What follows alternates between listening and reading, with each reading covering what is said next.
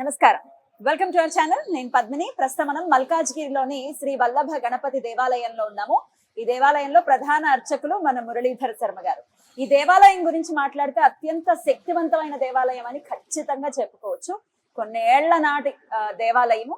So ఇక్కడ వల్లభ గణపతి కొలువు తీరి ఉన్నారు. అలాగే ఆంజనేయుడు, లక్ష్మీ, పార్వతి, సరస్వతి ముగ్గురు త్రిశక్తులు కూడా ఉన్నటువంటి దేవాలయము. ఇది చాలా రేర్ గా ఉంటుంది. పార్వతీదేవి ఉంటుంది, లేకపోతే లక్ష్మీదేవి ఉంటుంది, సరస్వతి ఉంటుంది, కానీ ముగ్గురు కలిసి ఉంటారు. అటు పక్కన ఉంటుంది. అలాగే ఈశ్వరుడు కూడా కొలువుదీరు ఉన్నాడు, నవగ్రహాలు కూడా ఉన్నాయి, ఆంజనేయుడు కూడా ఉన్నారు. సో చాలా శక్తివంతమైనటువంటి దేవాలయం. మరి ఇక్కడికి ఈ రోజు రావడానికి గల కారణము, శ్రావణ మాసం వచ్చేసింది. శ్రావణ మాసంలోనే సంకష్టహర చతుర్థి ప్రతి శుక్లపక్ష చవితికి చేసుకుంటూ ఉంటాం. కానీ శ్రావణ మాసంతో మొదలు ఈ వ్రతాన్ని చేసుకుంటూ ఉంటారు. ఇన్ని నెలలు దండం పెట్టుకుని, అది 11 నెలల, 13 నెలల, 21 నెలల, వారి వారి కోరిక, వారి వారి ఇచ్చ మేరకు చక్కగా దండం పెట్టుకుని చేసుకుంటూ ఉంటారు. అయితే ఇంకా కొంతమందికి ఎలా చేసుకోవాలో ఈ సంకష్టహర తెలియదు. కాబట్టి ఒకసారి మీకు డైరెక్ట్ గా ఇక్కడ ఆయన మురళి గారు గణపతి దేవాలయంలోనే ప్రధాన అర్చకులు కాబట్టి ఆయన చేసి చూపిస్తారు. ఒకసారి డెమో వీడియో చేసి చూపిస్తారు.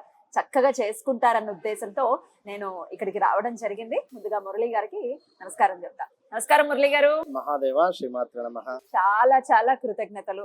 నేను అడిగిన వెంటనే మీరు ఒప్పుకున్నందుకు. అద్భుతం అండి. నేను ఇందాక చెప్పినట్టుగా చాలా మహిమాన్వితమైనటువంటి దేవాలయం అని ఖచ్చితంగా. అండ్ మీరు కూడా ఏదో మీ పిల్లవాడిని చూసుకున్నట్టే చాలా ముద్దుగా చూసుకుంటారు ఆయన. ఏమిటి అంత ప్రేమ మీకు ఆయన అంటే? అంటే అలంకరణ చెప్పేస్తుంది మీకు ఎంత ప్రేమ ఉందో ఆయన అంటే. ఆయనే కాదు, శివుణ్ణి కూడా చాలా అందంగా తీర్చిదిద్దుతూ ఉంటారు. అమ్మవారిని కూడా. నాకు అలంకరణ అంటే వాస్తవానికి మొదటి నుంచి కూడా ఇష్టం. అది దేవుళ్ళకి చేయాలి అని చెప్పి ఎంత అద్భుతంగా చేయాలి అని అద్భుతం. సో మురళి గారు, నేను ఇందాక అన్నట్టుగా శ్రావణ మాసంతోనే మొదలవుతాయి ఈ సంకష్టహర చతుర్థిలు చేసుకోవటం అనేది. మరి ఎలాగండి, ఎలా? ఇప్పటికే కొంతమందికి తెలియని వాళ్ళు ఉన్నారు. మరి ఎలా చేసుకోవాలి సంకష్టహర చతుర్థి అనేది ఒక్కసారి వివరంగా ఒక డెమో వీడియో, అలాగే ఒకవేళ సంకష్టహర చేయలేని పక్షంలో ఇంకేమైనా ప్రత్యామ్నాయాలు ఉన్నాయా అనేది కూడా ఒక్కసారి మీ ద్వారానండి. తప్పకుండా అమ్మ. విషయం ఏమిటి అంటే, ఇక్కడ సంకటహర చతుర్థి అంటేనే మనకు సంకటాల నుండి విముక్తి కలిగించేటువంటిదే సంకటహర చతుర్థి. కనుక మరి అలాంటి సంకటహర చతుర్థి మనకు పౌర్ణమి నుండి 3 లేదా 4వ రోజు రావడం జరుగుతుంటుంది ప్రతి నెలలో కృష్ణపక్షంలో. మరి ఈ యొక్క కృష్ణపక్షంలో వచ్చేటువంటి యొక్క సంకటహర చతుర్థిని ఎంతో సింపుల్గా చేసుకోవచ్చు ఇంట్లో. సింపుల్గా మరి ఇంకా భారీగా కానీ ఇంకా అద్భుతంగా చేసుకునేటువంటి పద్ధతి ఉంది. కానీ ఇప్పుడు మనం చెప్పేది ఏమిటి అంటే, అందరూ కూడా ఇంట్లో చేసుకునేటువంటి విధి విధానము.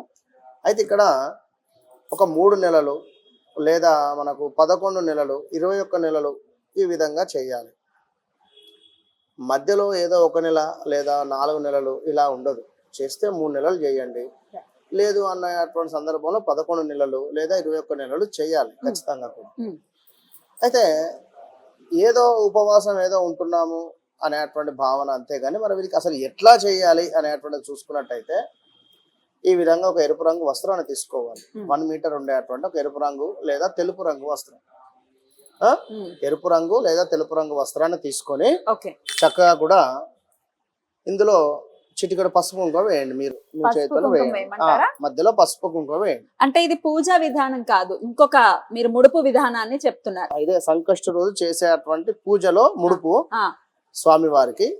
ఇది అయిన తర్వాత మరలా పూజా విధానం చెప్తాం. అలాగే చిటికెడు పసుపు, చిటికెడు కుంకుమ వేసిన తర్వాత ఒక 3 గుప్పెళ్ళ బియ్యం పోయండి. 3 గుప్పెళ్ళ బియ్యం కవర్ లో ఉన్నవి ఒక 3 సార్లు పోయండి.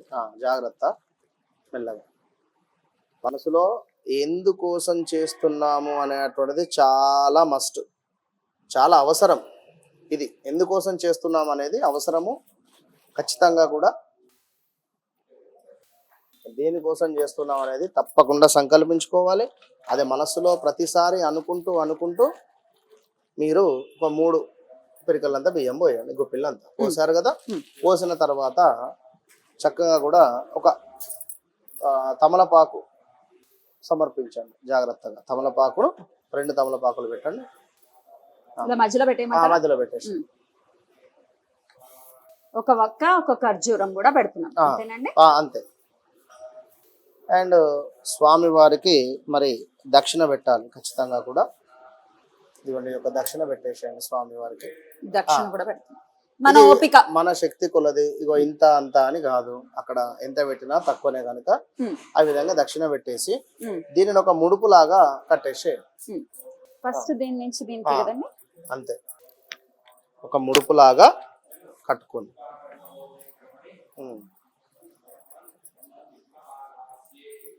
ఓం ఘం గణపతయే నమః, ఓం ఘం గణపతయే నమః అనుకోవాలి మనసులో ఖచ్చితంగా కూడా. స్వామివారి యొక్క నామాన్ని మనసులో అనుకుంటూ ఒక ముడుపులాగా కట్టేసి దీనిని మీ యొక్క పూజ మందిరంలో సపరేట్గా ఒక చక్కగా ముగ్గు వేసి ఆ యొక్క ముగ్గు మీద కానీ లేదా ఒక రాగి ప్లేట్ మీద కానీ పెట్టండి. ఈ యొక్క ముడుపును పెట్టేసిన తర్వాత చక్కగా కూడా దీపారాధన చేసిన తర్వాత ఒక ఈ విధంగా ముడుపు ముందు ఒక దీపారాధన చేయండి. చక్కగా కూడా దీపారాధన చేసి ఒక 2 అరటి పండ్లు అక్కడ అర్పించండి. 2 అరటి పండ్లు అక్కడ సమర్పించండి.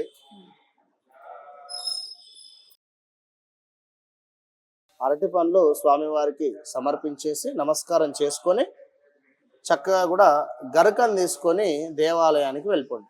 ఈ గరికను తీసుకొని చక్కగా కూడా దేవాలయానికి వెళ్ళిపోయి కూడా తీసుకెళ్ళాలండి. ఇది ఇంట్లోనే ఉంటుంది అంతే.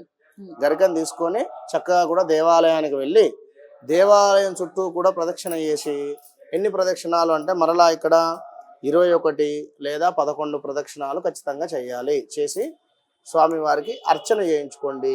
ప్రతి దేవాలయంలో కూడా లక్ష్మీ గణపతి హోమం కానీ, ఇప్పుడు మన దేవాలయంలో లక్ష్మీ గణపతి హోమం చేస్తున్నాం, లేదా గణపతి హోమం కూడా నిర్వహించేటువంటి పరిస్థితి ఉంటుంది. ప్రతి సంకష్టహర చతుర్థికి ఖచ్చితంగా ఉదయమే ఉంటుంది కనుక ఈ సంకటహర చతుర్థి రోజు అక్కడ హోమం జరిగితే ఆ యొక్క హోమంలో మీ యొక్క గోత్రనామాలు అదేవిధంగా ఆ హోమం చూసేటువంటి ప్రయత్నం చేయండి.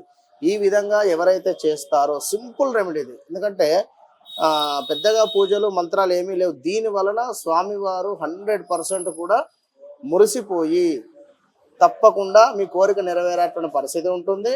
అండ్ ఆ ముడుపు ఏదైతే ఉందో ఈ ముడుపు తెల్లవారి, ఇప్పుడు ఇవాళ సంకటహర చతుర్థి అయిపోయింది కదా, నెక్స్ట్ డే తీసుకువెళ్ళి బ్రాహ్మణులకు సాహిత్యంతో సహా మమ సంకటహర వ్రత దీక్ష అనంతరం యథాశక్తి బ్రాహ్మణ సాహిత్య దానం తుభ్యమహం సంప్రతదే నమమ అని చెప్పి బియ్యము, పప్పు, కూరగాయ, చల్లచమురు ఒక పూట భోజనానికి సమర్పించేటువంటి విధంగా వారిని ఎట్లాగో మనం పిలవలేం కనుక వారు భుజించేటువంటి విధంగా స్వయం పాకదానము ఆ విధంగా ఇచ్చి ఈ ముడుపును కూడా సమర్పించండి.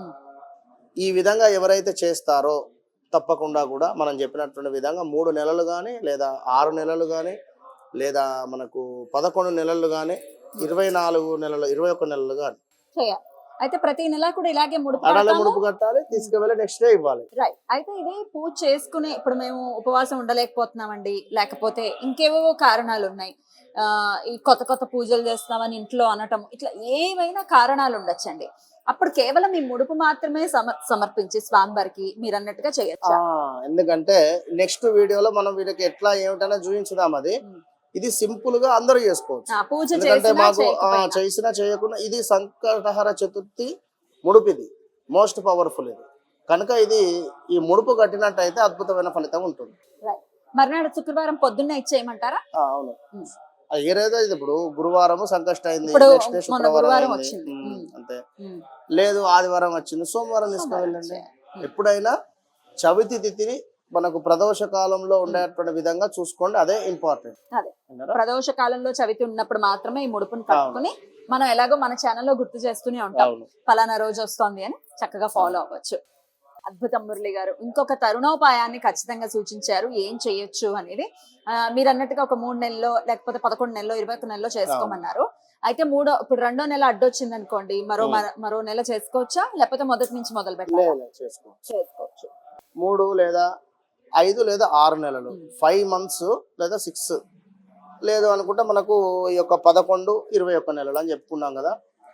ఇవి మధ్యలో అడ్డు ఎవరైతే వస్తారో నెక్స్ట్ మంత్ నుంచి మళ్ళీ కౌంటే ఉంటుంది. కావాలి అని చెప్పి ఏదో మీరు మానేస్తే మనం ఏం చేయాలి, అది వేరే విషయం. అట్లా విన్నారా? అద్భుతం అండి, మంచి తరుణోపాయాన్ని మన ప్రేక్షకులకి మీరు సూచించారు, కృతజ్ఞతలు. అయితే నెక్స్ట్ వీడియోలో మాత్రం పూజ చేసుకునే వాళ్ళు ఎలా చేసుకోవాలి అనేది కంప్లీట్ డెమో వీడియో ఒకటి చేయబోతున్నాం కాబట్టి దాన్ని కూడా చక్కగా, ఒకవేళ పూజ చేసుకోవాలనుకునే వాళ్ళు దాన్ని ఫాలో కావచ్చు.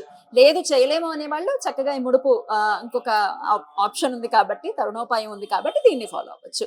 ఎటకేలకు గణపతి అనుగ్రహం కోసం చేసేటటువంటి విధి విధానం కాబట్టి కలియుగంలో గణపతి అనుగ్రహం పరిపూర్ణంగా మనం ఏదో ఉండవలసిందే, లేకపోతే ఒక్క పని అయ్యేటటువంటి పరిస్థితి ఉండదు. అంతేనండి మురళి గారు? రైట్ అండి, చాలా అద్భుతంగా వివరించారు. ఇక నెక్స్ట్ ఎపిసోడ్ లో డెమో వీడియో కూడా చూద్దాం. కృతజ్ఞతలు మురళి గారు, నమస్కారం.